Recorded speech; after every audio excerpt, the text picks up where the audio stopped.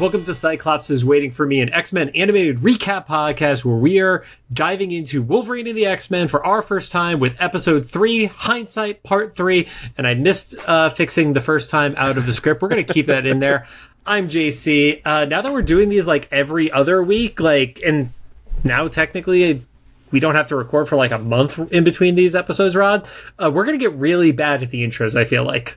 Yeah, well, and they'll have a lot of news to talk about, though. Hopefully. Yeah. But yeah, I'm JC, the John Carl, TheJohnCarle on basically all social media. And I'll kick it over to Rod, who recently spoke on a panel on behalf of both his own podcast and our podcast. Yeah, I was just at Digital LA's podcasting panel at Bespoke on Fairfax, which I learned I almost missed because for some reason I had in my head was in Burbank. It's only like 15 minutes away from me, but the Melrose area is across town. So luckily my phone is smarter than me and it was like, you should leave now. I was like, for what? But really nice space. We had a fun panel. Basically it was 3 professionals and me. and me being up there like, I don't know what I'm doing, but good luck. But a lot of the, to anyone that was there, like a lot of the questions were for the X-Men podcast. After the fact, I kind of the thing I wish you were there for was there was a couple people that came up afterwards like, let me tell you about my favorite Cyclops moments from the comics. Really? Like, cool. We were making fun of Cyclops. You're also like, I've never read any of those. Yeah. So I was like, was this before Slim? And you were like, that is not in the context at all whatsoever I'm talking about. But I guess it was nice conversations. They got to show me some panels of their favorite comics and stuff, and it was fun to see. Hopefully, all you guys start your podcast. And I actually, and one of the other panelists was Tamara from the Does It Fly podcast that we've mentioned on here a few times. On the panel, I said, "Yeah, you come up a lot on our podcast." She's like, "Oh," it's like, "Yeah." I always have this question, and I was like, "Oh, we should ask Tamara that." And John's always like, "She won't want to answer that," and Tamara was like, "Thank you, John."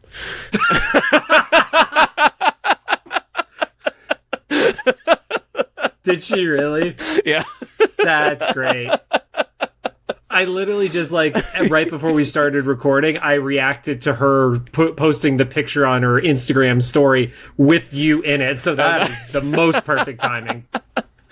So anyway, so Cyclops is Waiting for Me is our now bi-weekly podcast series where we're going back and watching every single X-Men animated episode we can find. The podcast started with the original 1992 X-Men the animated series, building up to the release of X-Men 97. Along the way, we've completed X-Men Evolution, launched our companion interview show, the Xavier Files, and since season 2 of X-Men 97 is not even in the cards yet for 2025 or for all we know, 2026, we're dedicating this year Damn, Rod. to Wolverine and the X-Men. I should say that because there's a lot of animation coming out of Disney right now. I don't know, have you started Friendly Neighborhood Spider-Man yet? I did. So as of day of recording, it came out one day prior. Mm-hmm. I watched the first 2 episodes of it. I think it's a lot of fun. I know the animation I don't love the style, but I do like the story. The animation style is not everyone's cup of tea. I kind of dig it because I like the 60s vibe.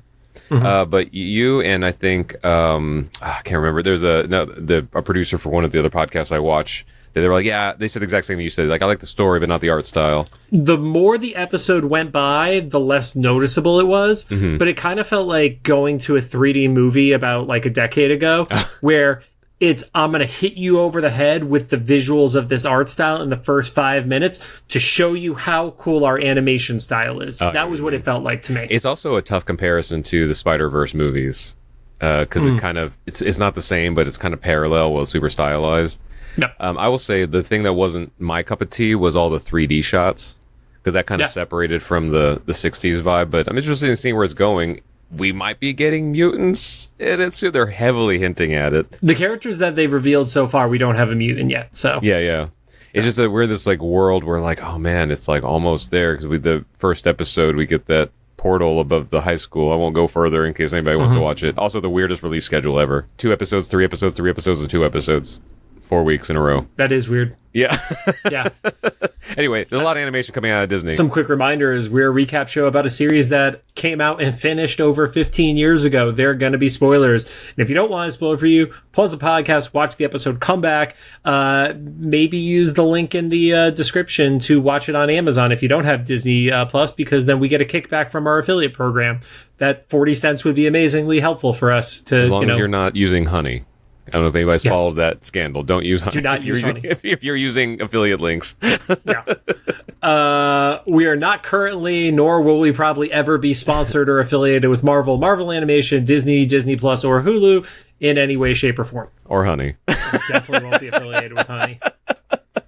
Anyway, don't forget to follow us on social media at Cyclops IWFM Pod on Instagram, TikTok, Threads, Blue Sky, and Facebook. Also, at the time of you listening to this, 4 days prior, you will notice that about 4 weeks worth of content got uploaded all at once to all those platforms.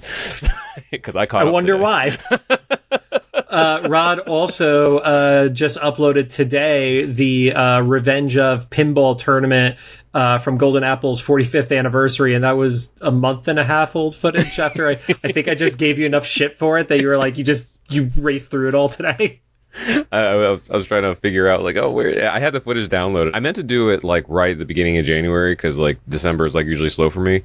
But this January 2025 has been the longest year ever. I can't believe, as of we're recording this, it's still January, and it's 47 weeks long. Yeah, I cannot believe how long this January is. I've never felt time stand this slow before. So much has happened. Also, the last time you heard us, we were joking about well, if TikTok's still around, it has come and gone and come back. So by the time you listen to this, who knows what's happening to any of these platforms? Yeah. And then the unexpected consequence of TikTok going away was also owned by ByteDance, Marvel Snap, which we lost U.S. access to Marvel Snap for a handful of days.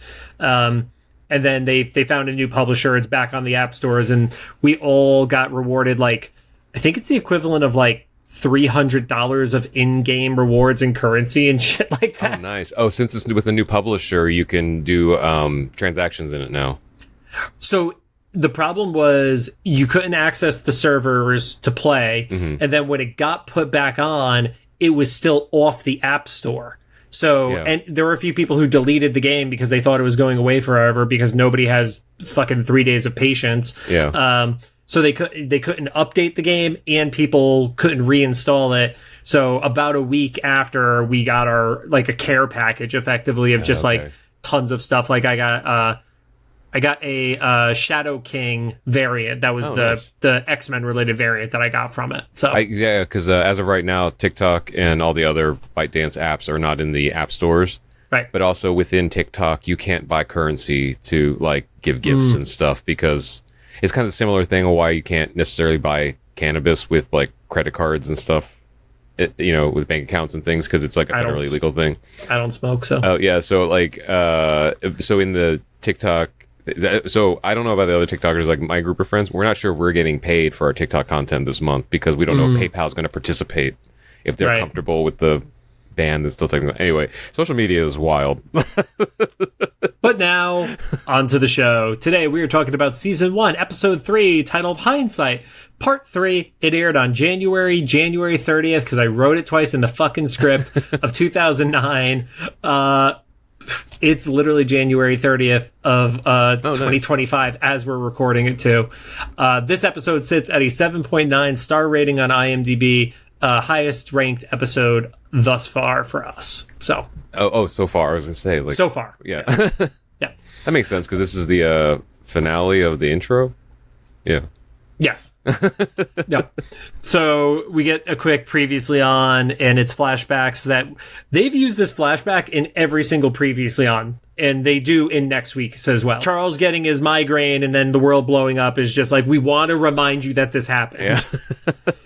Yeah.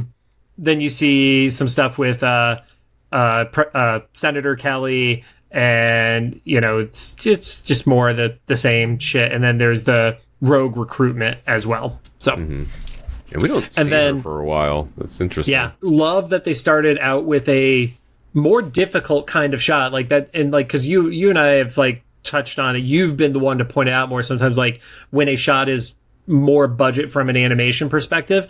This was shown in POV of somebody walking into the Institute, and I wasn't totally sure who it was until the reveal happens in a few seconds, but I did like pick up on the subtle cues of like the guys that were working construction were kind of eye fucking the person. Yeah. So I was like, Oh. it's probably Emma. I didn't put that together until you just said it.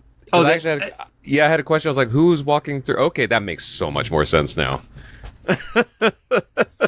Yeah, they were definitely eye fucking Emma, and because I got to watch the episode a few days ago and then do a rewatch right before the recording, like you pick up on it so much more on like how horny those construction workers were. She is showing a lot of the girls. It's worth bringing this up. You see a lot of cleavage in this show. Like Domino had the boob window.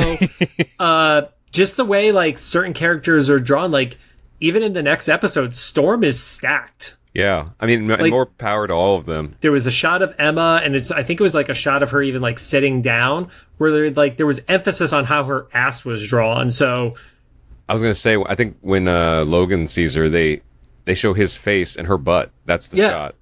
Yeah, like as she's like leaning, like it's like they were not subtle with going for like a more mature tone for the character designs in this show. Yep.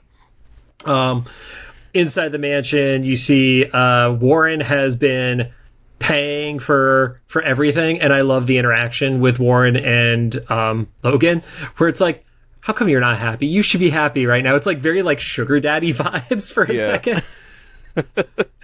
It's interesting that Warren says his dad still thinks it's a private like institute or college that has nothing to do with mutants. A regular prep school. Yeah, and it's like, how unaware are, because X-Men are known in this universe.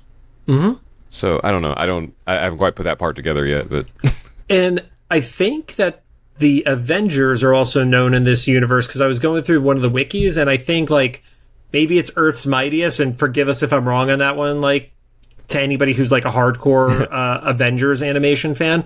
They mentioned that the episode with Africa specifically is featured in the or there's something with Africa in Earth's Mightiest or whatever it is, it's not United We Stand. It's got to be Earth's Mightiest, but so it's a shared universe with known superheroes is the vibe I get from that. But yeah, then he's basically like, you know what? Don't tell my dad that, because he will pull all the money if we rub it in his face kind of scenario. We do get the reveal of Emma at the door, and I thought it was interesting. Warren doesn't know who it is, but Wolverine does. Oh, okay. Yeah, I didn't pick up on that, but he's interested. Well, I mean, okay. he's as horny as those construction workers. Yeah. Come on. And she's like, well, I decided I'm going to join the X-Men, and Wolverine's like a hard no. Yeah, and to his credit, it's like awfully presumptuous of her based on the history that we hear about. I mean, yeah. At that point, it's kind of just like, what is the Emma of this world? Because in the animated series, obviously, she's still Hellfire Club up until the events of Genosha. So in the comics at this point, you had already had Generation X had happened. She had the Massachusetts Academy with the Hellions, and Joss Whedon's Astonishing X-Men had come out, so she had actually been fully a member of the team by this time. Okay. That was another question I was going to have later on, is if the Massachusetts Academy was something other than Hellfire. But yes. Yeah, she had her own school. She's like, well, do you think I'm dumb enough to come here empty-handed? I know how to find Charles, and that's where we get the cut to the intro. So I guess I didn't realize there were so many plot points revolving around Charles being missing. Because to me, X-Men 97, that was a fairly new concept. But I guess it was there was the story in the comics that we talked about, and I don't know a ton of the details on it, where he left to go be with Lilandra, and that's where he comes back and he has the, the walking suit and that fucking ugly ass helmet that made its way into 97. Yeah.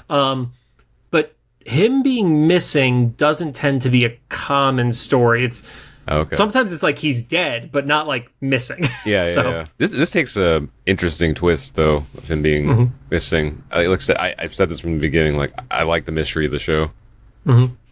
Yeah. So you get the conversation that you started alluding to around the Massachusetts Academy, and I love kind of it sticks to the mystery of it because it is vague. It's like, well, some of your people were bullies, and it's like, well, were they bullies or were they full-fledged like evil mutant members? Like, it's did they go too far, or was it like just kind of kids from the wrong side of the tracks kind of vibe, Yeah. And she kind of alluded to that they were like the victims of the anti-mutant I don't know I don't know if Friends of Humanity are in this universe, but something like that. Right. Yeah. Some sort of like bigoted attack against him and stuff like that. That's why the school closed, was because she lost her students, and I think that was also vague too. Is like, they died or they left or both? I got left vibes. I feel like she would have been, knowing Emma, more defensive if they had died. Oh, okay. Yeah. Like, there is an aspect of her of like, she is kind of that like motherly figure, and if like you fuck with her babies, like, she's gonna fucking go for the throat. She makes a point of saying that even though she built bullies, she built the school for the right reason. And I want to know more about this Emma's like her reasoning, her background, and stuff like that. Yeah. So, what is the right reason? Is she going to be kind of like that? Magneto's in this show, but is she going to be more like Magneto in here? Or she's like the ones that we're gonna work the offense.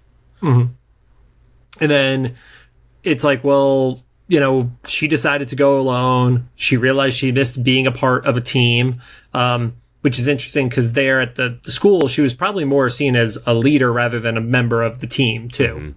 So is she alluding to like a further past, like the Hellfire Club or something to that extent? Then she points out that Wolverine and her do need each other, and that's where you start finding out it's like, well, yeah, she needs access to Cerebro to find Chuck, and Wolverine doesn't believe that is out of the goodness of her heart that she's trying to find Xavier. So. Because it's that thing where like the one person can use like the death ray can access it. Like, what are you going to use that for? I think the only reason why it wasn't like as intriguing to me of her needing Cerebro is because she's in the intro to the show. Oh yeah, because from that intro that means she becomes a member of the team. So if she wasn't in that intro, then it would be like, oh, is she also pulling like a double agent thing like Rogue did and things like that? Like the intro, like it impacts like how I'm watching the show now, because we talked about this previously. Rod and I can't watch a show like normal people because we live in Los Angeles. So. Yeah. I like how she behaves how we always comment that psychics should behave in this universe. So like when everybody's trying to play dumb, she like looks at Wolverine, she's like, I know it's almost repaired. And she leaves her card. She's like, call me when it's done. And then as she's like leaving, Bobby's like kind of, he's a teenager, I guess, still. He's an 18-year-old. He's an 18-year-old who's seeing a very attractive woman. And he opens the door for her, and it was a kid. He's like, she can read your mind, dumbass. Yeah. I was great. like, oh wow. I love the relationship of Kitty and Bobby in this show, especially because at one point they were like a couple and stuff like that. So not specifically in this show, but just they're hitting what that awkwardness could be like and stuff.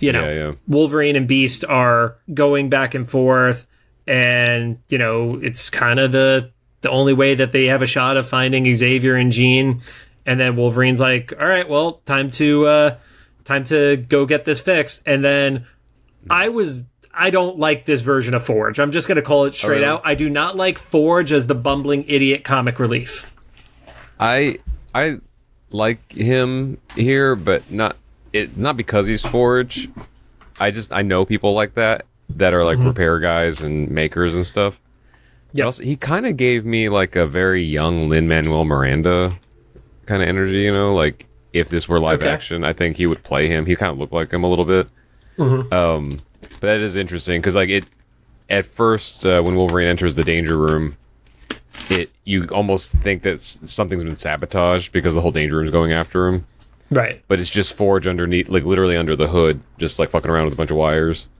Well, at first, like obviously in hindsight, you could tell it's the danger room and Forge even calls it out like that. But it's like, did Wolverine know he was actually going into the danger room, or was he just like walking down a hallway and Forge, being mad scientist guy that he is, just happened to make that the danger room, you know? Like Wolverine was not ready to be in a danger room scenario. Yeah. I took it as like he just assumed everything was under construction, so it wasn't operational yet. Right. Yep.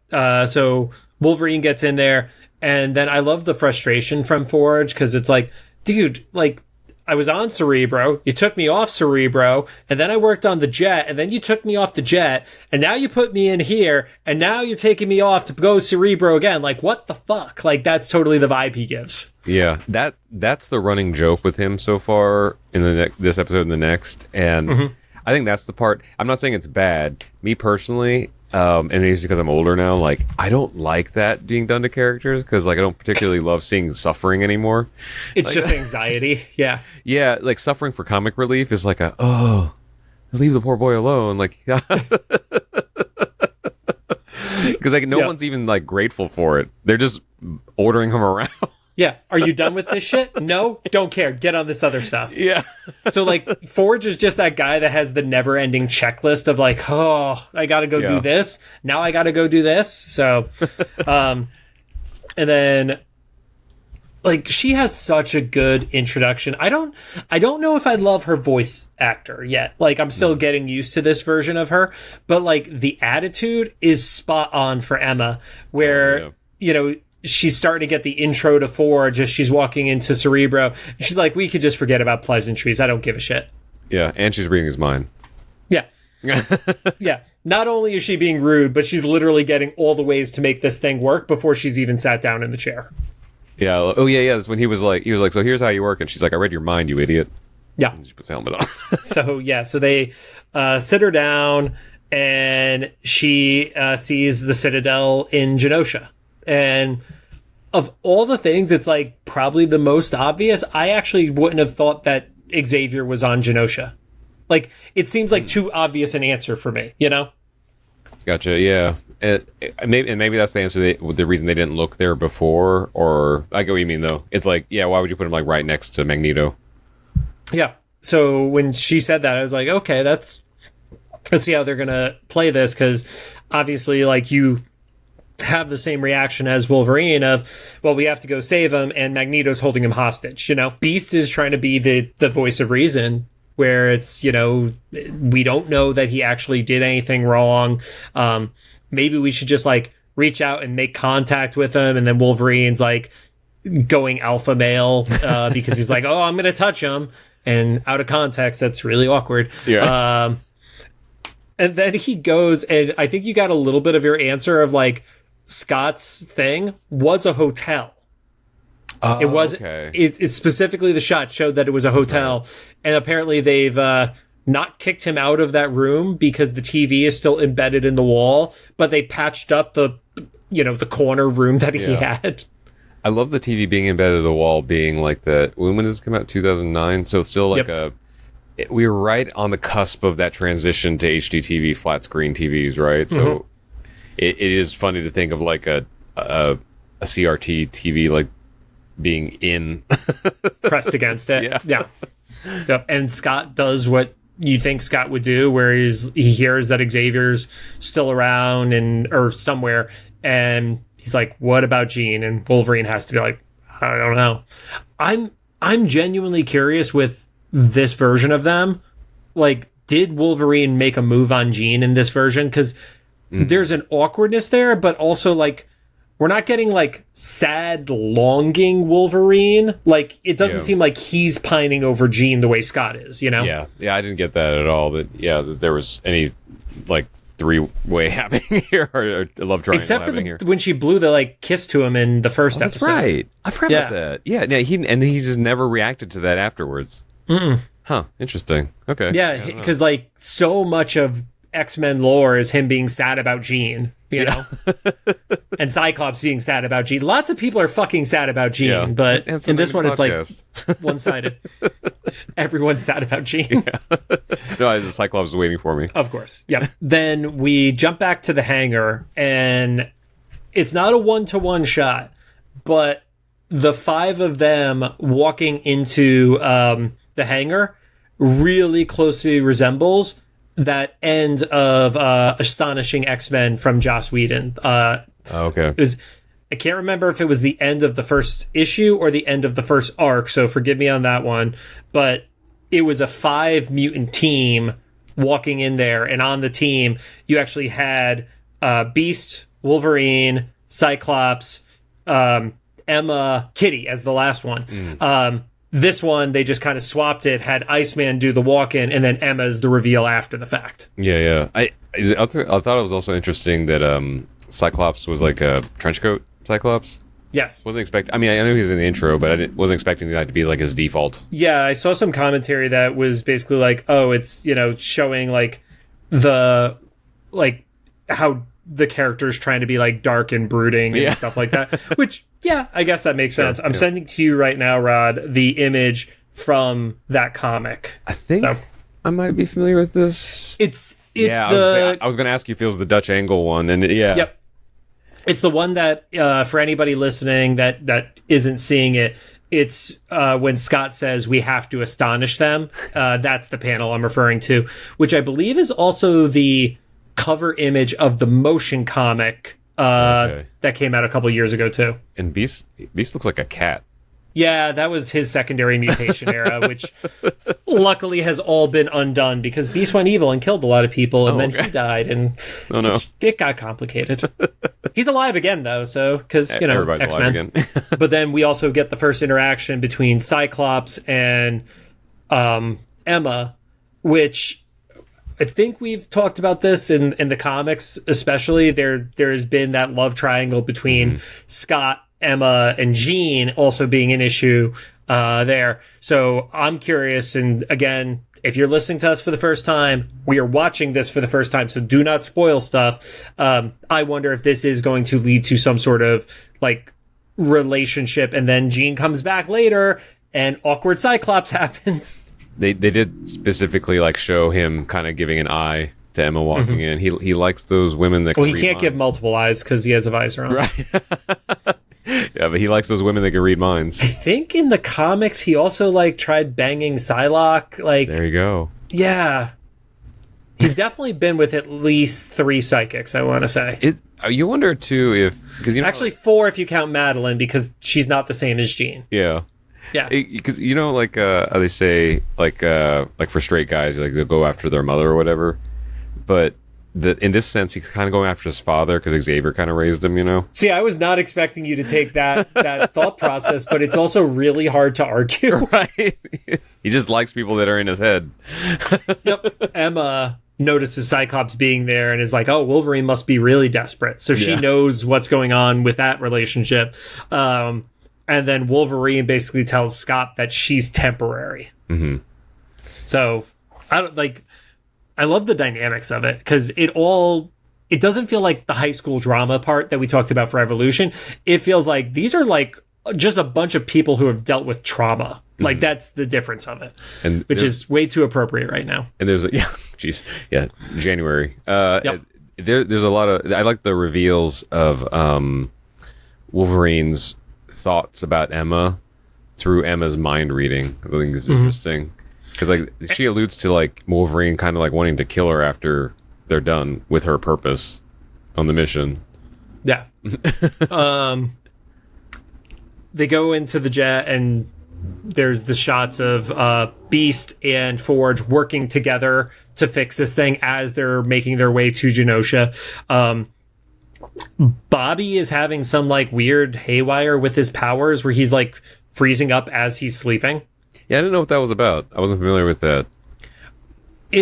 later when he's going through the halls of the Magneto Citadel, like he's also freezing the walls as he's walking by. So I'm curious if they're going to take like, oh, Bobby's powers are unstable. Like he's doing things out of his control, you know? Yeah, it's a subconscious thing. Mm-hmm. And then Emma has a great interaction with Scott where it's like, yeah, you want to ask me about her, so go for it kind of scenario. And it's great because she could just answer him. Yeah. She knows what exactly he wants to ask. And she's like, I'm going to make you say it. Because that's that Emma like power play that she does. In front of everybody. Yeah. Yeah. And then that's where the moment happens where she's like, oh, I could help you if I'm still around after this is all done because Wolverine doesn't want me here. Yeah. So. I think Cyclops. See, I didn't get a full like kill her vibe, but it was like as soon as we get Chuck, we're booting her off the team. Gotcha. I like that Cyclops asked specifically like if Jean was in the Citadel, right? Would you be able to find her? She's like, yeah. He's like, but if I get Cerebro one more time, then I will be able to find her if she's conscious or alive or whatever. Yeah. So they get close to the island. There's a big like thing of fog around it, and then it's well, we're gonna be as obvious as a big black jet coming out of a fog cloud. Like it was the most unsubtle metaphor, quote unquote, ever. But it was just like the delivery was perfect. I really dig this version of Beast. Yeah, he's funny. I do like that they were like, come on, we got to get the stealth working before we come out of the fog. I was like, is the plane's stopping mechanism also broken? No. You can just like not go as fast through the fog. Yeah, you could just chill in the fog. So they land. They do that whole thing where it's like you don't see the plane, but you see the plane. And then Kitty just like pops out and goes into reconnaissance mode. Then they don't show it, but they give the impression that Wolverine cut a hole in the floor and Bobby made an ice slide for them. I was wondering what that was about. Because they only show the after thing where he like I thought he was like closing a door or something. But yeah, it was weird. No, it's because Bobby was at there at the bottom. There was the ice slide, but like it's like, oh, did Wolverine just like do his like X through the floor kind of scenario? They didn't have the budget for it. Nope. They decided to split up, and they actually showed the ear comms on people. They didn't just do the like we're touching our ear. Yeah. You actually saw they had the little like Bluetooth ear nubbin coming out. Yeah. Or the in '92 with it was like the chest piece. Like Storm and Cyclops and stuff. Mm-hmm. And maybe Jean, but I don't think everybody had it. Yeah, it like you said, it was probably just like an earbud or something. They were just assuming everybody had. Well, like Avengers, you never see a single person put a thing in their ear in the Avengers movie, but they all start doing this like they're Captain America. So right. You see Hawkeye later on do that. That's not a earpiece. That's a different kind of earpiece. It is an earpiece. Yeah. So they start splitting up, going through the maze. Scott is just shooting doors open. Bobby is walking by, freezing stuff. Emma is like telepathically trying to search through stuff. And then you get just Wolverine gets sucked through metal walls. That was pretty badass. Yeah, because he goes into a room, doesn't see anybody. And then as he's closing the door. So like, is this Magneto able to like separate molecules? Yeah. Oh, he's like essentially turning solid steel into like a liquid. Yeah. And pulling Logan through. And then they got closer than what I would have been expecting for like the danger of Wolverine, like literally pressing him where his like cheek is getting touched by the spike wall and stuff like that. I thought that was like a really great visual. I was wondering if they were going to do the pull the animanium out of his bones. That's insane. The only reason I didn't think they would do that just yet is I feel like you have to build to that moment. Like doing that in like episode 3 of the show would have just been like, damn, you guys are jumping the shark real quick here. Like how X-Men 97 took away Storm's powers in episode 3. Episode 2, Rod. Is it 2? Oh my god, it was 2, yeah. Yep. Okay. But I didn't even think that they would like do the whole thing, but I wonder if they were going to tease it. Like put him in some pain or something, or like take one, I don't know, something. But they do a lot of close calls in this sequence. Yeah. My first impression of the Magneto voice actor is he was absolutely inspired by Ian McKellen. I thought it was Ian McKellen. I had to look it up. Yeah, it was not, but Yeah. like I totally got Ian McKellen vibes. Yeah, off totally, of him. 100%. Yep. You get a little back and forth between them. Wolverine accuses Magneto of what happened to Xavier in abducting him. Magneto is understandably insulted because he didn't actually do it. Yeah. He's Yep. like, it would have been much more eloquent. Cyclops comes in. There's a quick fight. Bobby makes an ice boomerang that actually splits Magneto's helmet in half. But so, because of what happens later, it leaves the impression that that's how it goes on, right? The two pieces. Because it's split so perfectly. It splits perfectly. Yeah, and it's like maybe the bottom is too small to go over his head. You know, because that was the thing. Was it one of the Ian McKellen X-Men's that like it curves in a little bit or something? So it's like it doesn't quite make sense. Because that one doesn't look comfortable. The Yeah. one he originally had did not look comfortable in the movies. I fully agree with you there. because like in the cartoons, he had like the U shape one that the bottom was completely flat. You just like drop in. Yeah, but this Rod, do a zoom out during the edit. But these Yeah. one, this one, they look more stylized. So like it splitting in half kind of made more sense to go around his head. Yeah, but I thought it was interesting that Bobby of all the people is the one that got the hit in. Yeah, same. Emma goes for a telepathic attack, and then Wolverine gets used as a weapon, and God, it's like such a cool shot of Beast and Emma on each side of him, and his arms are positioned up in the like, if I pop these claws, they're both gonna die right now. There's nothing that Beast could do. Obviously, we know Emma has a shot of surviving based on the power we see in the next episode, but Beast is done. He is totally like, skewered at that point. Yeah, So and they show the like what inch or so coming out of it, just like teasing it. It's wild. Yep. And then in just that total, the modern version of Magneto, which granted is probably 2/3 of his existence right now compared to his debut size. It's like, well, all you had to do was ask if you wanted to see Xavier. I was kind of surprised that Beast wasn't like, and Yeah. Like as they get let down and they're walking in the direction of it, I really wish Beast like just low key you saw him like slap his shoulder or something like that. Like, what the fuck, man? So they all get released, and you get the backstory that he appeared just a week ago on the shores with no explanation. another reason I love this show. So it's like one mystery just leads to another. Emma's there, and then she says I don't know if this necessarily works, but he has no brain activity. Like, that means he's literally a vegetable at that point, right? Yeah, like, because you can have brain activity in a coma, but no brain activity insinuates vegetable, right? That's what I assume. Maybe it's just her being catty I feel like she wouldn't be catty about at that this moment. one. Yeah. Yeah. Especially when she wants to be brought up part of the team, you know? Right, yeah, but also, like, I wonder, just based on what we see later on, maybe they mean coma in some, like, superhuman sort of way or something, like the end of 92. I don't know how that works. I don't know. Well, that was him literally dying, so, but yeah, Magneto's basically just been, like, doing his best to care for him. Wolverine's, I think he's still ready for a fight. He's like, well, are you going to let us take him home? And he's like, yeah, sure. Why wouldn't I? Yeah, go for it. He literally says, you're his kids, Yeah. He does give a quick offer to Logan, though, to make Genosha the home for the X-Men, though. Yeah, don't fall for it. Bad shit happens every time on that island, and he says, the offer always stands, but next time use the front door. Yeah. Which, again, I just want that one little petty Beast moment. Yeah. That's all I want. I hope it's coming later. I hope they, like, invade Magneto again, and they're also wrong, and Beast is like, okay, guys, ground rules.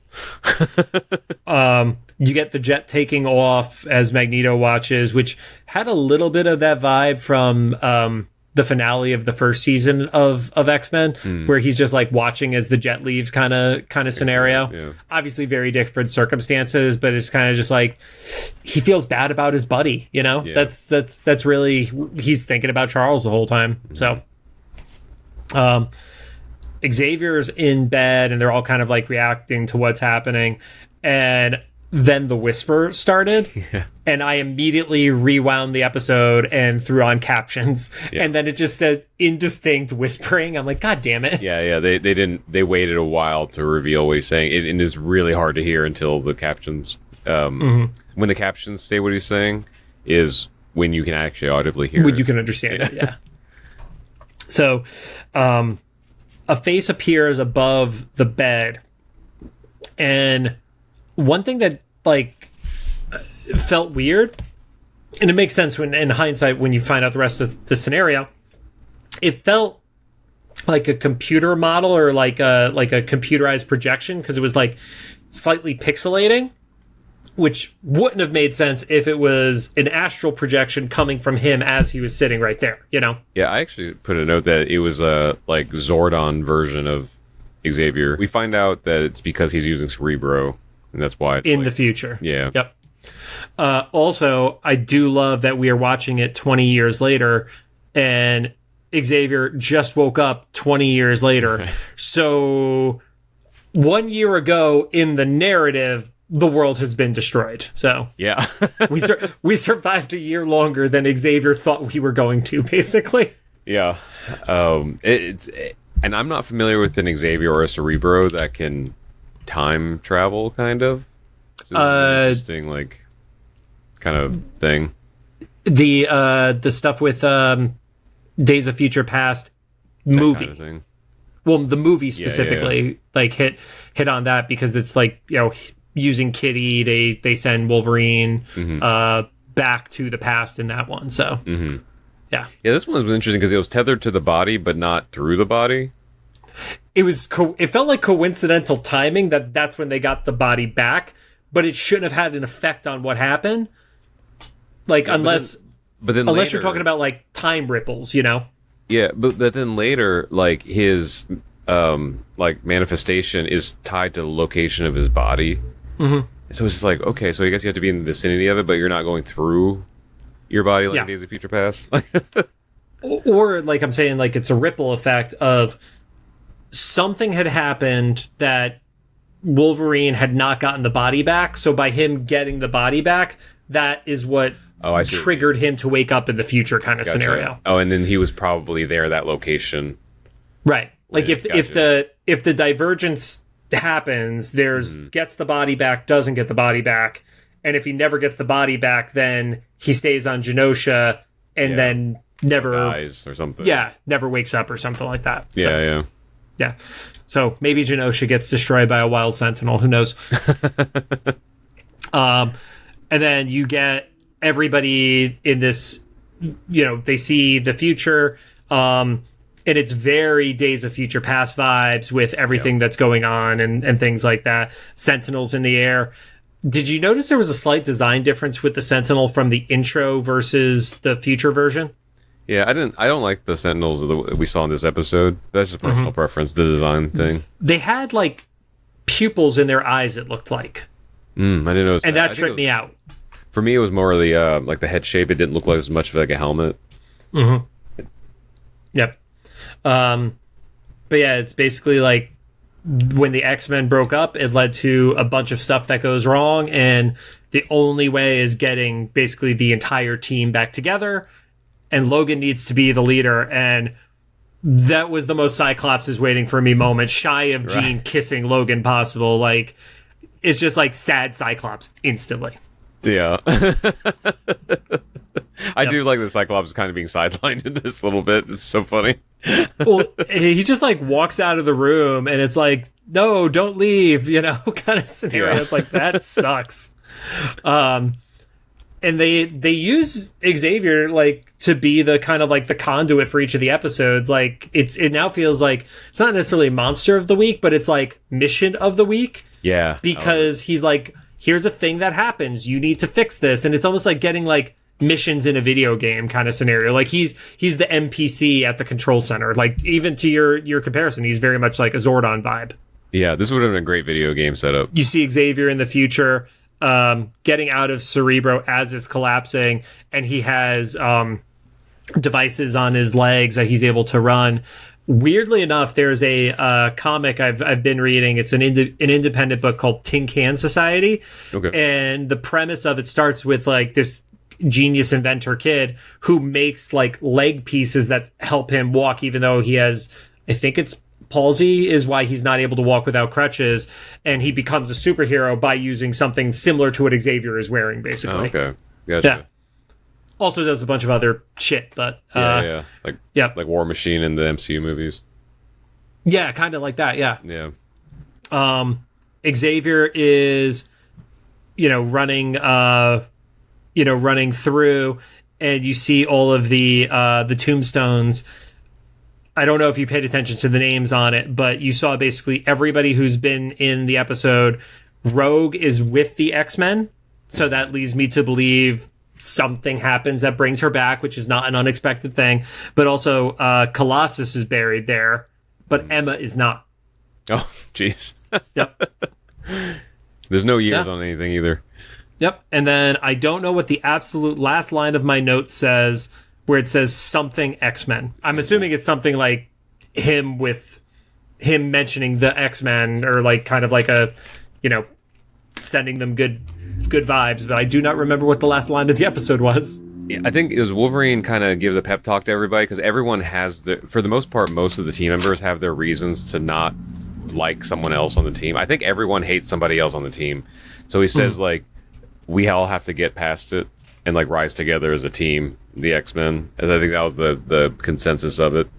Oh, it's like basically like we have to bring back the X-Men, because he said that at the end of the other episode too. So yeah. So and he might be speaking more for himself and Emma than more than anybody. At this point, still like he doesn't like her. We're not quite sure if she doesn't like anybody. Yeah.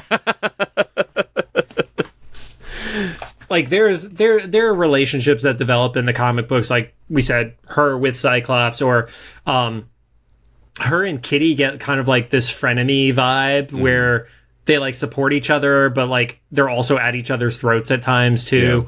Yeah. So yeah, there's a really cool dynamic.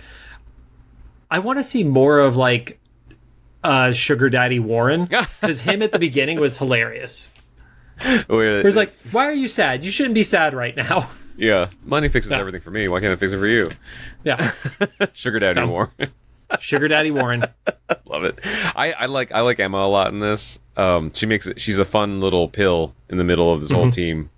I think like because she's only helped, but annoyingly.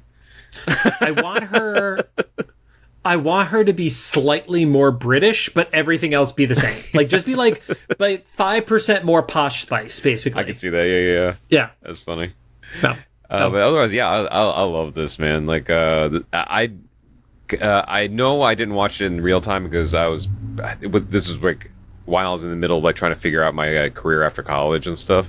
But I also probably didn't watch it because I was like, oh god, another Wolverine thing.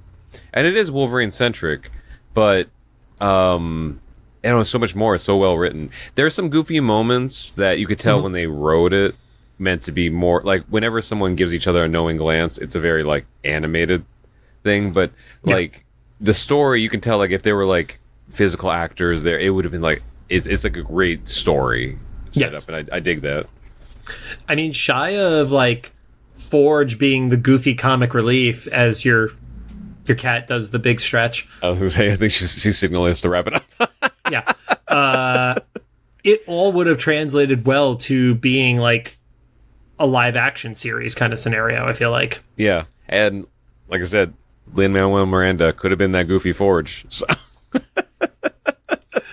But yeah, like to be honest, any of the stuff that we mentioned during the course of the episode was the trivia on it.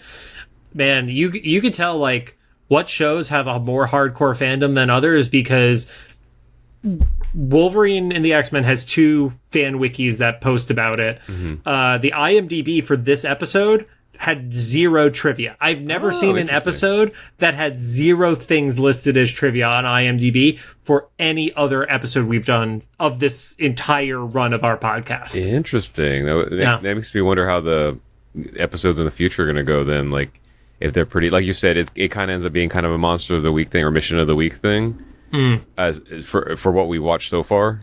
So you got to wonder if, like, does that get too repetitive and that's why, or I don't know. One thing I will close out before we do the sign off that I do want to share.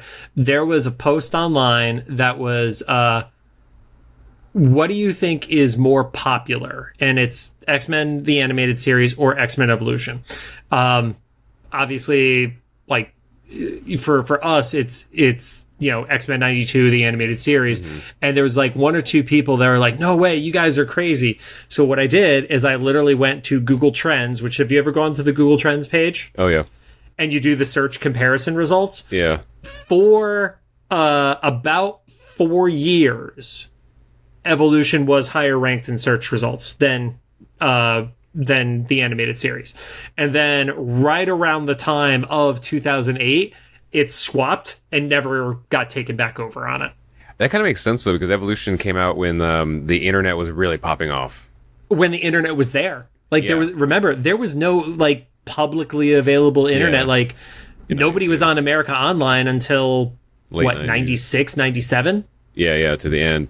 But I mean, like 2001, when like Evolution was happening, I was in college. We had Wi-Fi for the first time, carrying around laptops and stuff. So like AOL Instant Messenger, everyone was chronically online, So yeah, remember when our laptops, you needed to plug in a wireless modem into it? You couldn't it wasn't the built-in ones.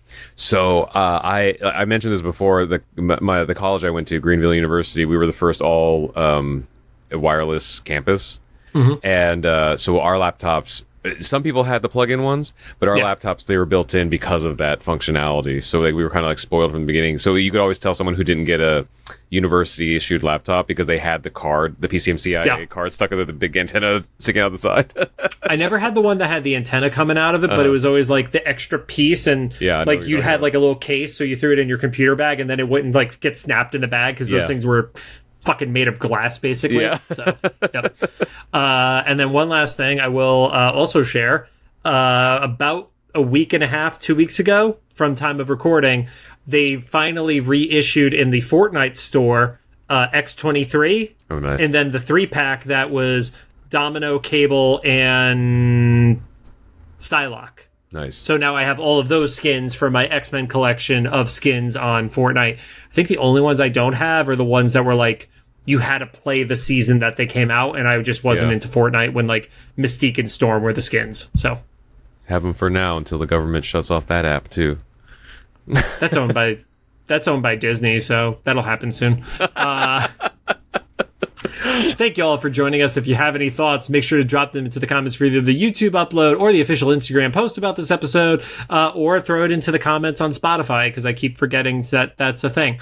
And if you like what you heard, we'd appreciate a rating on the podcast app of your choosing. You can find us on Apple Podcasts, iHeartRadio, Amazon Music, Spotify, YouTube Podcasts, and Castbox. Your cat is over our bullshit right now, Rod. Yep. She wants to see more cleavage.